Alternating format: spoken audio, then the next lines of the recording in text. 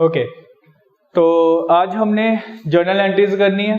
ठीक है, journal entry में मैंने आपको जो पीडीएफ दी है उसमें सारे के सारे ही एंट्रीज डाले हुए हैं। उसको अगर एक बार कर लोगे तो होपफुली मतलब आपने 90 to 95% जो है सारा का सारा कर लिया। उसमें बहुत सारे एंट्रीज जो बुक वाले हैं भी और जो बुक में नहीं भी हैं वो भी उसमें किए गए हैं एंटर। तो जर्नल एंट्री में सबसे पहले तो हमने पहले परफॉर्मा बनाना है, परफॉर्मा जर्नल का।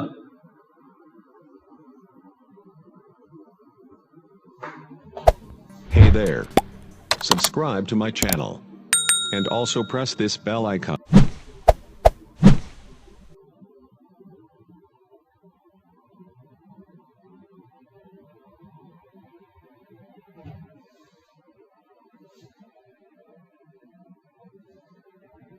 सबसे पहले इन द बुक्स ऑफ, जो भी होगा जिस पर्सन की बुक्स हम तैयार कर रहे हैं, यहां पे है, अगर है तो लिख देंगे, अगर नहीं है तो रहने दो। उसके बाद जर्नल, सिंपल यहां पे जर्नल, डेट, क्योंकि हमने कहा है कि जो जर्नल है वो एक क्रोनोलॉजिकल ऑर्डर में एंटर होगा। क्रोनोलॉजिकल ऑर्डर मतलब डेट वाइज। तो डेट, पर्टिकुलर्स,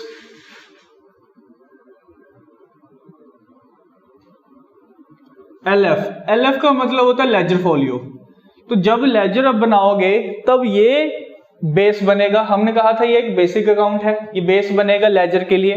तो इसलिए हम यहाँ पे नंबर लिखते हैं 1 2 3 4 करके, जो कि आगे उसके लिए एक बेस बनता है कि कौन सी एंट्री कहां पे जा रही है। फिलहाल इसके लिए यहाँ पे आपको करने की जरूरत नहीं है, सिंपल इसको अभी ब्लैंक ही छोड़ेंगे। और इस साइड में डेबिट,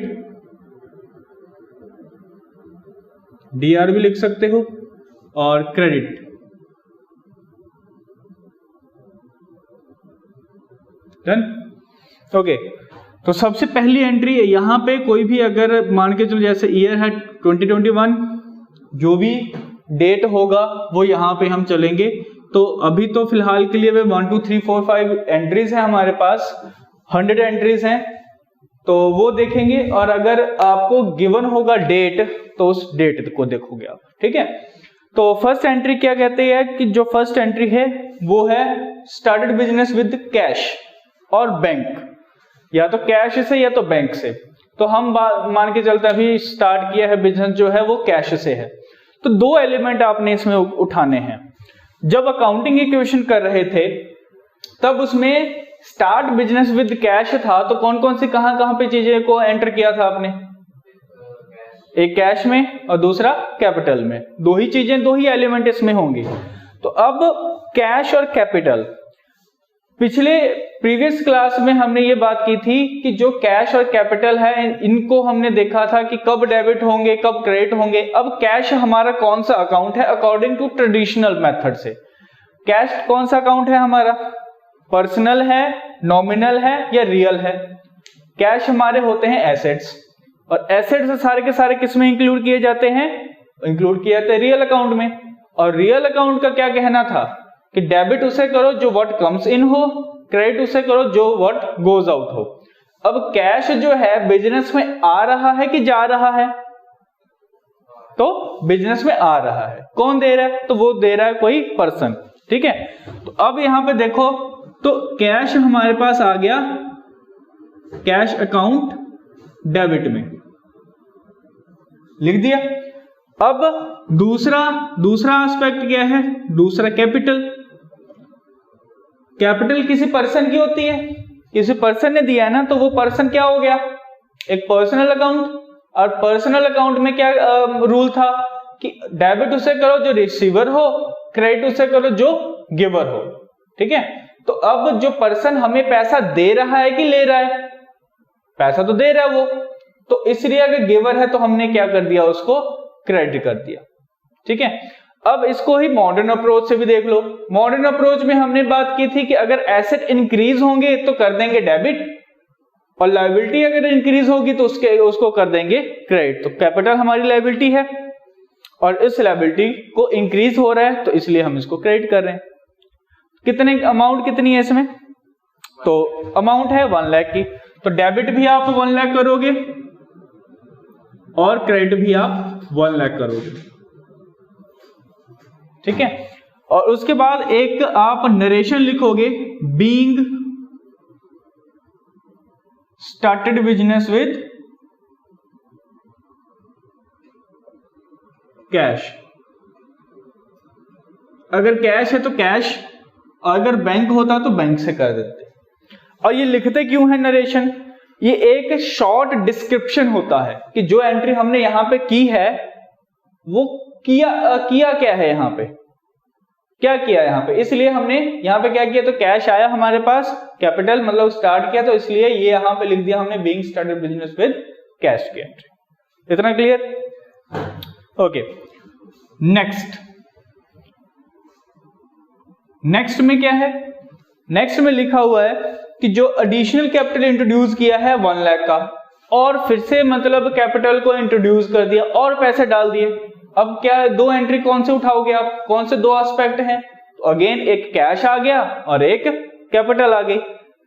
अभी के लिए फिलहाल के लिए आप ये सोच के करना कि मैं अकाउंटिंग इक्वेशन कर रहा हूं, उसके हिसाब से आप कर सकते हो। अगर आपको अगर दिक्कत आ रही है तो दिक्कत तो नहीं आएगी, अगर आ भी रही है तो अकाउंटिंग इक्वेशन से सोच लो। इंट्रोड्यूस किया है कैपिटल को, अगर कैपिटल इंट्रोड्यूस किया तो कैश आ गया उसके साथ साथ कैपिटल, ठीक है। तो सिंपल क्या लिखेंगे, कैश अकाउंट डेबिट और टू कैपिटल अकाउंट। तो कितना है 1 लाख अगेन यहां पे आ जाएगा।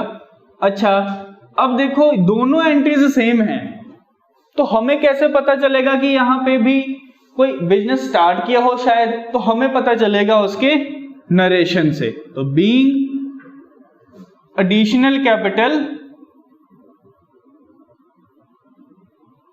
Introduced,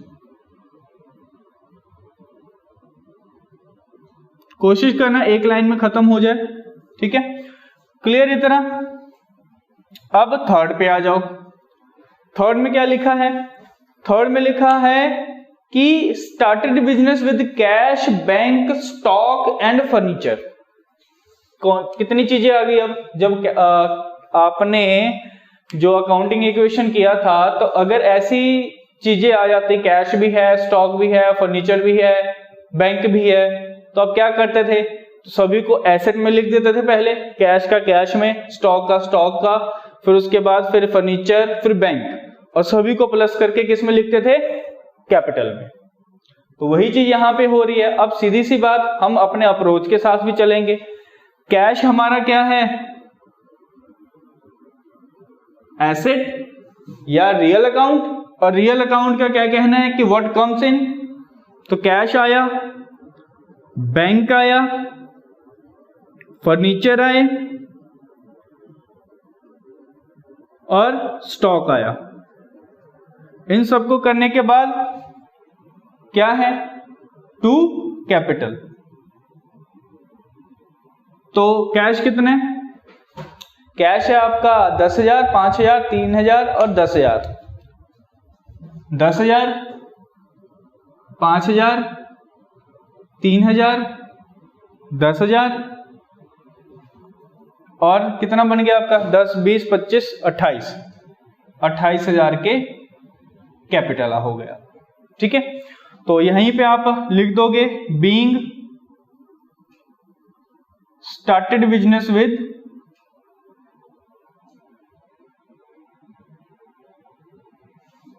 cash, bank, furniture and stock. Clear इतना? ठीक है जी। किसी में भी दिक्कत हो साथ के साथ ही पूछना कि सर ये वाला समझ में नहीं आया, तो वो मैं एक्सप्लेन कर दूंगा, ठीक है। ओके, तो अब नेक्स्ट वाले में देख लेते हैं। इसको रब कर दूं। ओके, तो नेक्स्ट जो ट्रांजैक्शन है वो ट्रांजैक्शन है कि owner deposited 5000 out of cash in the bank और पेड इनटू बैंक। सिंपल सी बात है, उसने अपने कैश में से उठाया पैसा और कैश में से उठा के उसने कहां पे दे दिया, बैंक में डिपॉजिट कर दिया। दो एस्पेक्ट इसमें कौन से होंगे, तो एक तो कैश उठाया है, दूसरा बैंक में डिपॉजिट किया है। तो अब देखो कैश यहां पे क्या है हमारा, कैश हमारा रियल अकाउंट, और रियल अकाउंट बिजनेस से जा रहा है कि आ रहा है, जा रहा है तो क्या करेंगे, क्रेडिट करेंगे। कहां पे जा रहा है, तो बैंक। बैंक एक आर्टिफिशियल पर्सन है, और आर्टिफिशियल पर्सन मतलब पर्सनल अकाउंट।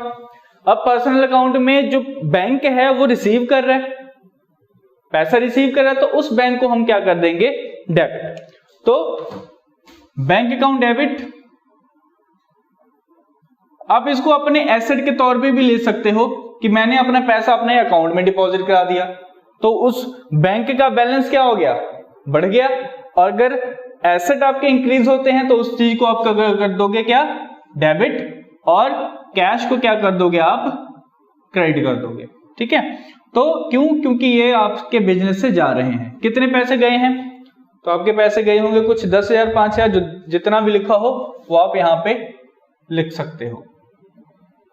और ट्रांजैक्शन में क्या लिखो, नरेशन में क्या लिखोगे, बीइंग कैश डिपॉजिटेड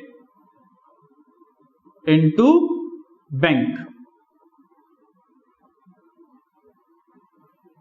नेक्स्ट, ये ट्रांजैक्शन 4 थी। नेक्स्ट गिवन है कि परचेज किया है गुड्स 10,000 के कैश के ऊपर। तो दो चीजें इसमें कौन कौन से होंगी, गुड्स परचेज किया है कैश पे, तो एक तो गुड्स और दूसरा कैश। गुड्स हमारे लिए होते क्या हैं, गुड्स हमने परचेज किया तो हमारे पास आ गए, ठीक है, और कैश हमारे क्या हैं, एसेट हैं, एसेट हमसे चले गए, बिजनेस से चले गए।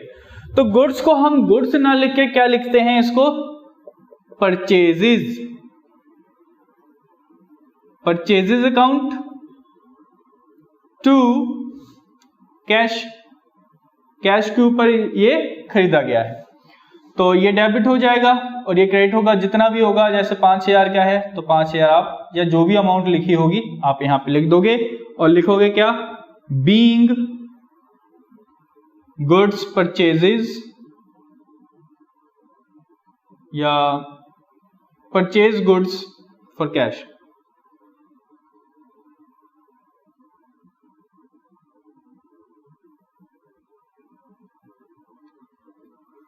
एक आपके लिए एक क्वेश्चन है कि हम परचेजेस या स्टॉक को, जो स्टॉक है हमारा, जो गुड्स है बेसिकली, इसको हम अपना खर्चा मानते हैं या हम अपने एसेट मानते हैं। ये क्वेश्चन है, घर से करके आना, ढूंढना थोड़ा सा कि इस स्टॉक को या परचेजेस को जो है, या गुड्स जो हम हमारे पास होते हैं, तो उसको हम अपना स्टॉक एसेट मानते हैं या इसको अपना खर्चा मानते हैं। ये कौन से अकाउंट में आएगा, नॉमिनल में आएगा या रियल में आएगा, ये आपका क्वेश्चन है। ओके ओके, नेक्स्ट में है कि जो गुड्स परचेज किए गए हैं वो उधार किए गए हैं हरी से। अब उधार सामान जब खरीदोगे तो वो बंदा नाम लिखेगा और हम भी नाम लिखेंगे, बेसिकली दोनों ही नाम लिखेंगे। क्यों, क्योंकि हमें पता होना चाहिए कि हमें पेमेंट करनी किसको है, उसे भी पता होना चाहिए उसने पेमेंट लेनी किससे है। तो हम दो चीजें लिखेंगे। अच्छा, दो चीजें इसमें कौन कौन सी चीजें आएगी, एक तो हमारे गुड्स आ गए, मतलब परचेजेस आ गए, परचेज हमने कर लिया, परचेजेस अकाउंट डेबिट हो जाएगा। कहां से आया है पैसा, हरी से आया। अच्छा, यहां पे कैश क्यों नहीं लिख रहे हम, क्योंकि कैश पे तो है ही नहीं, क्रेडिट पे, उधार पे है, तो उधार में उसका नाम लिखा जाएगा, टू हरीज अकाउंट, जितना भी होगा 1,000 रुपए का, वो 1,000 रुपए हम यहां पे डाल देंगे और लिखेंगे क्या, बीइंग गुड्स परचेज्ड ऑन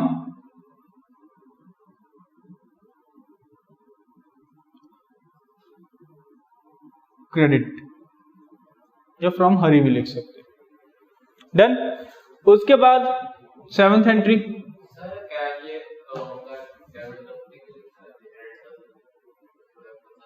यहां पे कैश क्रेडिट क्यों लिखा है?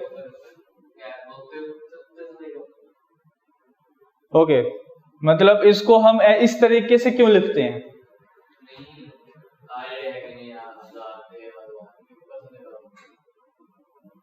तो ये पहले फर्स्ट पे आ गया, ये सेकंड पे आ गया, इसके सामने लिखना होता है ना। ठीक है। अच्छा, एक क्वेश्चन है, इसी क्वेश्चन से एक मतलब मेरे को भी क्वेश्चन याद आ गया कि इस तरीके से क्यों लिखा जाता है? बैंक अकाउंट डेबिट करके टू कैश के साथ ये थोड़ी सी स्पेस क्यों छोड़ दी गई है? साथ में लिख लेते, क्या दिक्कत है? टू ही लिखना है ना, टू से तो पता लग ही जाएगा, तो क्यों नहीं लिख लेते वहां पे? इसका आंसर ये है कि देखो, जब ये तो चलो ठीक है, इस 3-4 एंट्रीज हैं। अब खुद सोचो, आपने बुक खोली, जैसे ही खोली उसके सामने आपके सारे के सारी एंट्रीज हैं, और सारी की सारी एंट्रीज होने पे क्या है कि डेबिट कौन सा क्रेडिट कौन सा ये नहीं पता लग पाएगा। अगर ये खुद सोचो, सेम यहीं पे सभी कुछ लिखा होगा तो यहां पे एरर होने के चांसेस ज्यादा हो सकते हैं कि कौन सी चीज डेबिट हो रही है, कौन सी चीज क्रेडिट हो रही है। अभी तो एक सिंगल एंट्री हो रही है। अब जैसे कि पिछला क्वेश्चन, पिछली जो एंट्री थी एक, कि स्टॉक भी आ गया, कैश भी आ गया, बैंक भी आ गया, फर्नीचर भी आ गए, मशीनरी भी आ गई, तो उन सभी को डेबिट करके 2 में लिखा था ना साइड में। अगर उसी 2 को साथ में लिख दें तो हमें पता ही नहीं लगेगा कि कौन सी एंट्री कहां पे है। तो इस वजह से ये स्पेस जो है हम थोड़ा सा छोड़ देते हैं कि हमें थोड़ा सा पता लग जाए कि डेबिट कौन सी चीजें हो रही हैं और क्रेडिट कौन सी चीजें हो रही हैं। क्लियर? हाँ जी। तो नेक्स्ट जो है वो गिवन है कि परचेज गुड्स किया है फॉर कैश 3000 का और क्रेडिट पे 2000 का। तो अब इसमें बताओ कौन कौन सी चीजें आ गई। तो सबसे पहले तो आप कहोगे कि सर इसमें परचेजेस आए हैं, तो परचेजेस अकाउंट डेबिट हो जाएगा। अब कहां से आया है? कैश पे हमने खरीदा है। जब भी ट्रांजैक्शन करते हैं तो 2 चीजें इफेक्ट होंगी। तो कैश 3000 का खरीदा है और 2000 के क्रेडिट पे खरीदे हैं। नाम अगर नहीं गिवन तो आप उसको क्या लिखोगे? लिखोगे क्रेडिटर्स।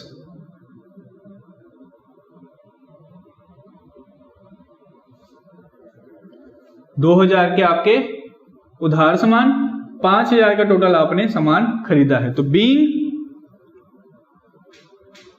गुड्स परचेज्ड ऑन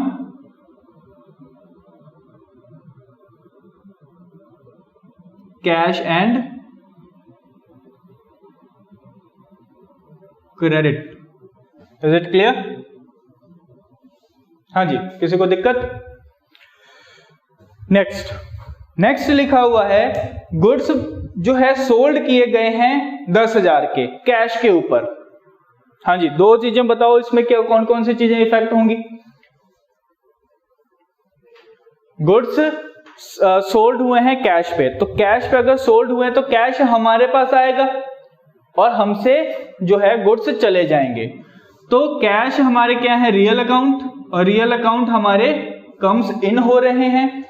और सेल्स अकाउंट, अगेन इसका आंसर मैं कल ही दूंगा क्योंकि आप लोगों को थोड़ा सा आइडिया तो हो कि सेल्स अकाउंट को और परचेज अकाउंट को हम किस कैटेगरी में लिखते हैं।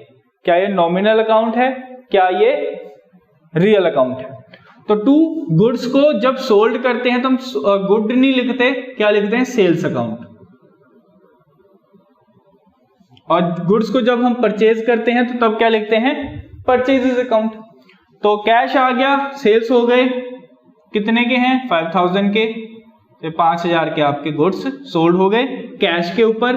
Being goods sold on cash. हाँ जी। नेक्स्ट में गिवन है गुड्स सोल्ड हुए हैं कैश पे भी और क्रेडिट पे भी। तो गुड्स अगर सोल्ड हुए कैश पे तो क्या लिखोगे कि आपके पास क्या आएगा, कैश आएगा, बिल्कुल आएगा। कितना, 3000 का कैश है। और क्रेडिट पे सोल्ड किया है, जब क्रेडिट पे सोल्ड किया है तो आपने उसका नाम लिखना है, बट नाम तो गिवन नहीं है। अगर नाम नहीं गिवन तो हम उसको किस कैटेगरी में लिख लेते हैं, अपने डेटर्स की कैटेगरी। डेटर्स अकाउंट जो है वो डेबिट हो जाएगा। अब डेटर्स हमारे क्या हैं, एसेट इंक्रीज हो रहा है। अब बट इसको हम रियल में नहीं इंक्लूड करते। ऐसा क्यों, डेटर्स होने के बावजूद भी इसको रियल में नहीं इंक्लूड करते, क्योंकि ये रिप्रेजेंटेटिव है। रिप्रेजेंटेटिव कैसे, कि जब किसी का नाम लिखा जाता है तो वो रिप्रेजेंट करता है, किसी का नाम ही होगा ना यहाँ पे, तो इसके लिए ये रिप्रेजेंट करेगा।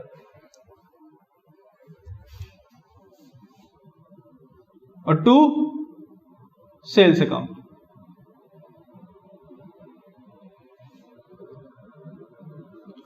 $2000 डेटर्स में और 5000 आपका यहां पे। क्लियर। और लिखोगे क्या कि being goods sold on cash and credit.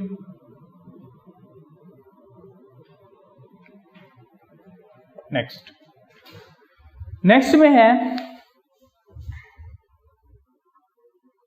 कि गुड्स सोल्ड फॉर क्रेडिट, और उस बंदे का नाम भी गिवन है, मिस्टर राम। तो गुड्स सोल्ड किए हैं किसी पर्सन को सोल्ड किए हैं, तो वो क्या कर रहा है, बंदा रिसीव कर रहा है। अब रिसीव कर रहा है, देखो यहीं पे हम डेटर्स को क्यों कह रहे थे रिप्रेजेंटेटिव, क्योंकि ये पर्सन क्या कर रहा है, रिसीव कर रहा है। और हमने पर्सनल अकाउंट में क्या समझा था कि पर्सनल अकाउंट में डेबिट उसे करो जो पर्सन रिसीव करता हो। जब हमने गुड्स सोल्ड कर दिए तो इस पर्सन ने रिसीव किया होगा, तो इसलिए डेबिट किया। मॉडर्न अप्रोच से क्या है कि ये डेटर्स होते क्या है, हमारे एसेट होते हैं, एसेट इंक्रीज करेगा तो डेबिट करो, ठीक है। तो इसलिए हमने इसको डेबिट कर दिया। नेक्स्ट ट्रांजैक्शन में आपको उसका नाम दे दिया गया है, तो राम्स, अच्छा राम के ऊपर साथ में एस मत लगा देना, प्लूरल नहीं बनाना है इसको, उसके पोजेशन के लिए हम यूज करते हैं अपोस्ट्रोफी एस। तो Ram's account debit to sales, जितने का भी होगा 2000 का। और लिखोगे क्या, बीइंग गुड्स सोल्ड ऑन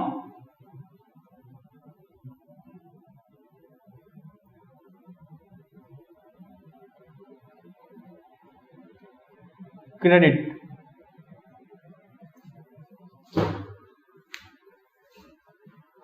ठीक है जी, ठीक है। हाँ जी, नेक्स्ट क्वेश्चन 11th। अब सोल्ड गुड्स के हैं 1500 के 1800 में, ये इंपॉर्टेंट है, ध्यान से समझो इस कंसेप्ट को। कॉस्ट है 1500 की और सोल्ड है 1800 के, कौन से एंट्री पास करोगे?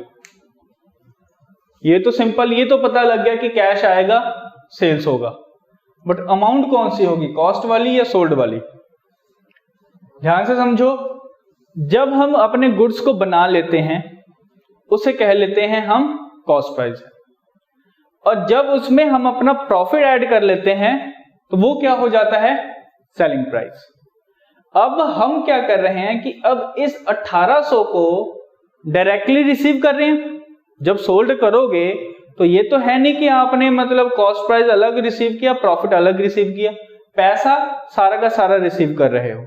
और ट्रांजैक्शन जिस चीज में डील कर रही होती है, जिस गुड्स में डील कर रही होती है, तो उसके प्रॉफिट नहीं शो किए जाते, वो at the end of the, जब हम अपने बुक्स बनाएंगे तब हम यही चीज करेंगे कि टोटल सेल्स माइनस अपने खर्चे एक्सपेंसेस, तब जाके हमें कुछ प्रॉफिट निकल आएगा। तो इसलिए हम यहां पे इस प्रॉफिट को शो नहीं करते। जब प्रॉफिट शो करना होगा तो किसके ऊपर करेंगे, एसेट के ऊपर करेंगे, क्योंकि उसके लिए हम बार बार अकाउंट नहीं बनाते। जबकि गुड्स के लिए हम at the end of the year पे एक अकाउंट बनाते हैं, trading profit and loss account. वहां से हमें थोड़ा सा पता लग जाता है कितने सेल हुए और कितने खर्चे थे। अगर सेल ज्यादा है खर्चे के ऊपर तो प्रॉफिट होगा, खर्चे ज्यादा हैं आपके सेल्स के ऊपर तो आपका नुकसान हो गया। तो उस टाइम पे वो कर लेते हैं, इसलिए हम इसको प्रॉफिट अलग से शो नहीं करते। ये नहीं कहोगे कि सर अभी के ट्रांजैक्शन के ऊपर 300 का फायदा हुआ है, क्योंकि आने वाले समय में जैसे जैसे आप और भी ज्यादा देखोगे तो उसमें क्या है कि 300 का नहीं 500 का भी हो सकता है, 1000 का भी हो सकता है, क्योंकि हम तो डील ही इसमें कर रहे हैं। अगर डील इसमें कर रहे हैं तो ट्रांजैक्शन आपके बार बार होते रहेंगे। अगर बार बार ट्रांजैक्शन होते हैं तो बार बार प्रॉफिट लिखने की जरूरत नहीं है, ठीक है। इसलिए आप इसमें क्या लिखोगे, कैश आ गया आपका, टू सेल्स 1800 के, डेट्स इट। बीइंग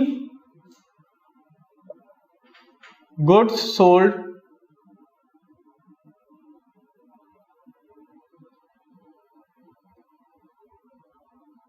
कॉस्टिंग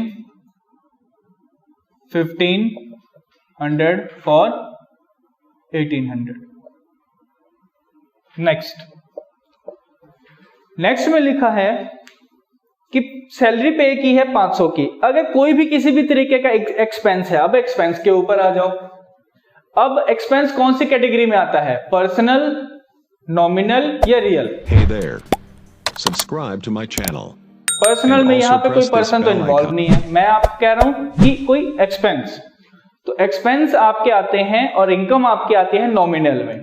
और नॉमिनल का रूल क्या था कि डेबिट उसे करो जो सारे के सारे आपके एक्सपेंस होंगे, और क्रेडिट उसे करो जो आपके सारे के सारे इनकम होगी। मॉडर्न अप्रोच से क्या था कि अगर कोई एक्सपेंस इंक्रीज कर रहे हैं तो वो डेबिट हो जाएगा, अगर कोई रेवेन्यू इंक्रीज कर रही है तो वो क्रेडिट हो जाएगी, ठीक है। तो उसी को देखते हुए हम यहां पे क्या लिखेंगे कि सैलरी अकाउंट डेबिट, या मैं कहूं कोई भी एक्सपेंस है तो वो डेबिट ही होगा। और टू, अगर कुछ नहीं गिवन तो आप पेमेंट कैसे करोगे? सैलरी देनी है तो कैसे दोगे? कैश में दे सकते हो, बैंक में दे सकते हो, आपकी मतलब लाइक ट्रांसफर कर दिया उसके अकाउंट में। तो हम मान के चलते हैं कि हमने उसको कैश में पकड़ा दी सैलरी।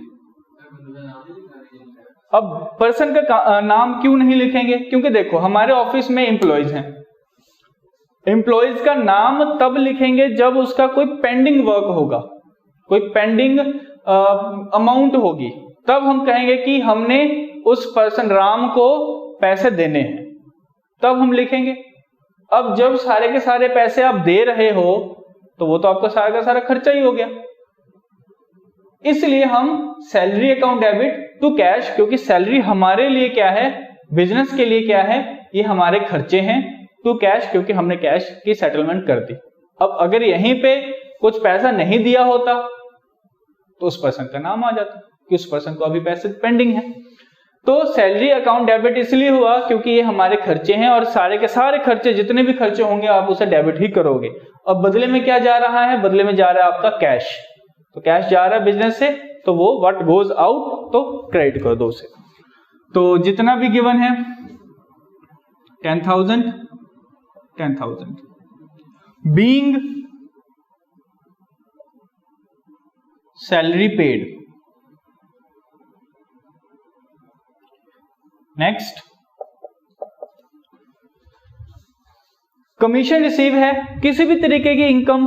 अब अभी अभी मैंने कहा कि किसी भी तरीके के अगर एक्सपेंस होते हैं तो उसको आप करोगे डेबिट, और किसी भी तरीके का अगर इनकम रिसीव होती है तो उसको करोगे आप क्रेडिट। तो इनकम किस रूप में आएगी हमारे पास? कैश के रूप में। तो कैश हमने क्या कर लिया? रिसीव कर लिया। What comes in? तो कैश अकाउंट डेबिट। टू कहां से आया है? यह इनकम आई है तो टू इनकम, कोई भी इनकम हो आप उसको क्रेडिट ही करोगे। अब अगर यहां पे कमीशन है तो इसकी जगह पे आप कमीशन भी लिख सकते हो। अगर इंटरेस्ट से पैसा आएगा आपको तो इंटरेस्ट लिख देना, किसी भी तरीके की इनकम अगर होगी वो क्रेडिट हो जाएगी। 2000 रुपीज। बीइंग कमीशन या इनकम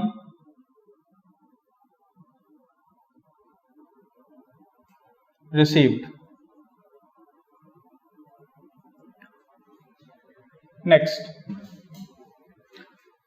नेक्स्ट में है गुड्स रिटर्न किए हैं एमएस हरी को 500 के, मतलब परचेज रिटर्न है। अब ये ध्यान से समझना, आपने परचेज किया और परचेज रिटर्न होता क्या है। आपने कोई सामान परचेज किया, आपने मंगवाए थे 500 यूनिट्स कि 500 पीस चाहिए हमें, उस पर्सन ने भेज दिया आपको 600। आपके पास दो ऑप्शन है, या तो 100 को आप रख लो या तो 100 को आप वापस कर दो। एक ही कारण नहीं हो सकता, कुछ और कारण हो सकते हैं। जिस कलर के आपने ये सामान मंगवाए हैं वो कलर का भेजा ही नहीं उसने, तो सारा का सारा रिटर्न करना पड़ेगा। और जो क्वालिटी के, जो ग्रेडिंग सिस्टम के हिसाब से आपने सामान मंगवाए थे उस ग्रेडिंग के हिसाब से उसने दिए ही नहीं। तो कोई भी रीजन हो सकता है, जब आप सामान को अपने बिजनेस से भेज देते हो किसी पर्सन से जिससे लिया है आपने, तो उस चीज को हम कहते हैं परचेज रिटर्न। तो इसी चीज को देखते हुए अब कौन कौन से दो चीजें इफेक्ट होंगी। एक तो सिंपल सी बात है कि हमने गुड्स को परचेज रिटर्न कर दिया है तो वो तो बाहर जाएगा, बिजनेस से चला जाएगा। किसको भेजा है हमने? मिस्टर हरी को। अगर अब हरी क्या कर रहा है, उसको रिसीव करेगा कि नहीं करेगा? अगर रिसीव करेगा तो वो कौन सा अकाउंट है, नाम है उसका, तो उसका नाम है तो वो एक पर्सनल अकाउंट हो गया। और पर्सनल अकाउंट में क्या था कि डेबिट उससे करो जो रिसीव करे, रिसीवर डेबिट। अब मिस्टर हरी जो होगा, Hari's account debit to purchase return.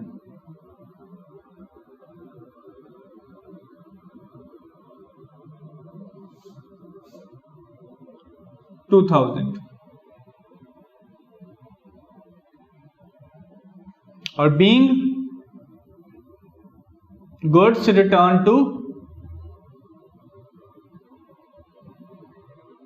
Hari. Next में है कि सेल्स रिटर्न है, राम से लिए गए हैं। तो हमने, जैसे कि हमने भेजा है तो वैसे भी कोई पर्सन हमें भी तो भेज सकता है। तो यहां पे क्या है कि हमने राम को सेल किया था, बाय चांस उसे नहीं पसंद आया या ज्यादा चली क्वांटिटी चली गई होगी या कोई भी रीजन हो सकते हैं जिसके कारण उसने हमें वापस कर दिया। तो हमें वापस किया तो बिजनेस के अंदर आ रहा है, तो सेल्स रिटर्न आपके क्या हो जाएंगे? Debit to. कहां से आएंगे? किसी पर्सन ने भेजा, उस पर्सन का नाम लिखोगे तो टू राम्स अकाउंट। जितना भी होगा 5000 का सामान आ गया वापस। Being goods returned by Ram. Next,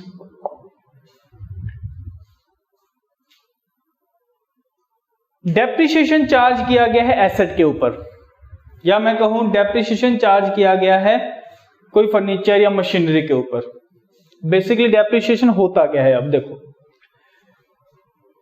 कोई सामान लेके आए, कोई एसेट लेके आए, एसेट इन द सेंस कोई फिक्स एसेट, कोई फिक्स एसेट लेके आए और उसको क्या किया? यूज किया। हमने यूज किया, थोड़ा सा टूट गया, 1 साल तक हमने यूज किया उस चीज को, फर्नीचर हो गया चाहे कोई भी मशीनरी होगी।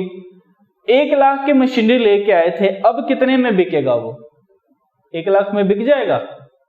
कम वैल्यू में बिकेगा।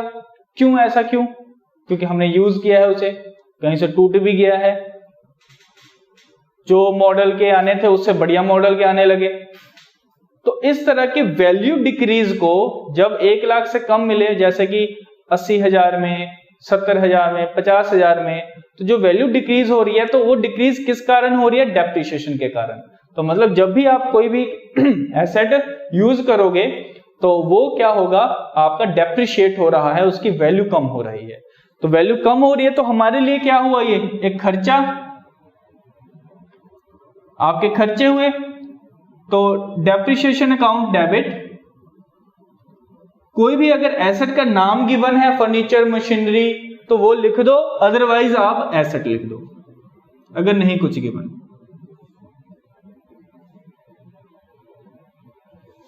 $500 के या 5000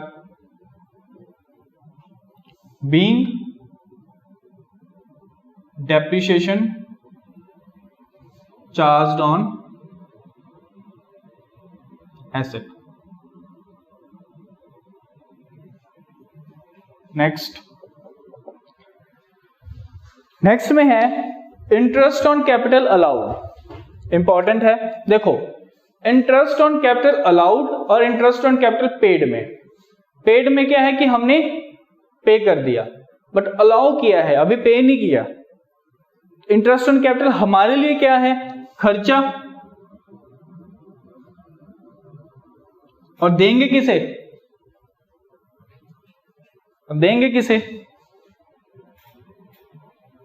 कैपिटल को। अच्छा, इसी चीज को अगर मैं कहूं कि जब आपने अकाउंटिंग इक्वेशन किया था, इंटरेस्ट ऑन कैपिटल को किसमें प्लस और माइनस किया था?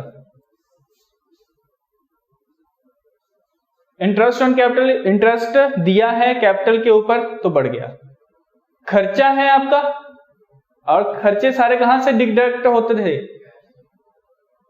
आपने दिया नहीं कैश अभी। और वैसे भी अगर सैलरी मान लो दी है, सैलरी कैश से तो माइनस हो गई, एक एस्पेक्ट हो गया, दूसरा एस्पेक्ट कैपिटल से डिक्रीज होता था। तो आपने वहीं पे किया कि एक बार अपने कैपिटल को इंक्रीज कर दिया और दूसरी बार डिक्रीज भी कर दिया, जबकि अभी इन्वॉल्वमेंट नहीं है इसका, इसमें कैश की, तो कैश के ऊपर तो कोई इफेक्ट पड़ा ही नहीं। और इंक्रीज क्या हुआ आपका कैपिटल, फिर से डिक्रीज क्या हो गया आपका कैपिटल है। तो इंटरेस्ट ऑन कैपिटल हमारे लिए एक्सपेंस होता है, तो ये हमने एक्सपेंस कर दिया, बट कैपिटल में जुड़ जाएगा, यहां पे कैपिटल बढ़ जाएगा। तो अगर कैपिटल आपके है क्या, लायबिलिटीज का क्रेडिट बैलेंस होता है, और क्रेडिट बैलेंस अगर इंक्रीज करेंगे तो आपका हो जाएगा क्रेडिट। ठीक है, being interest on capital allowed.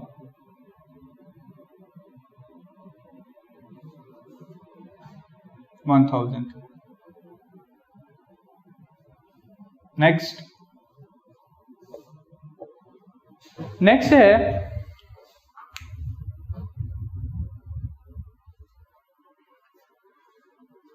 Interest charged on drawings. अब ड्राइंग्स के ऊपर चार्ज किया। अब ड्राइंग्स होते क्या हैं कि जब भी कोई ओनर पैसा जो है निकाल ले पर्सनल यूज के लिए, ऐसे निकाल लिया, अब जब वापस करेगा तो हम तो ये कहेंगे कि भाई तूने 10,000 रुपए निकाले थे, अब 11,000 तेरे को देने पड़ेंगे। क्यों? क्योंकि तेरे के ऊपर चार्ज लग गया है 1,000 का, वो इंटरेस्ट तेरे को देना पड़ेगा। और देना पड़ेगा तो हमारे लिए क्या है 1,000 इनकम। कैसे? 10,000 दिए, बिजनेस से 10,000 गए और वापस कितने आ रहे हैं 11,000, और 1,000 की इनकम हो गई। तो इनकम सारे के सारे हो जाते हैं आपके क्रेडिट। ये तो हो गया इंटरेस्ट ऑन ड्राइंग्स, आपके हो जाएंगे क्रेडिट। डेबिट किसे करोगे? इंटरेस्ट ऑन ड्राइंग, या तो आप ड्राइंग्स अकाउंट को कर लो, या तो इसको कैपिटल अकाउंट को भी कर सकते हो। क्यों? क्योंकि कैपिटल से ही तो काट लेंगे ना पैसा, क्योंकि पैसा वहीं से आएगा ना इसका। जैसे कि इंटरेस्ट दिया उसने, कहां से दिया?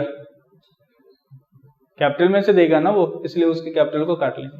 ठीक है, तो ड्राइंग्स जो है ड्राइंग्स अकाउंट या कैपिटल अकाउंट उसका डेबिट हो जाएगा। ये जितना भी है 2000 इतना हो जाएगा। Being interest on drawings charged.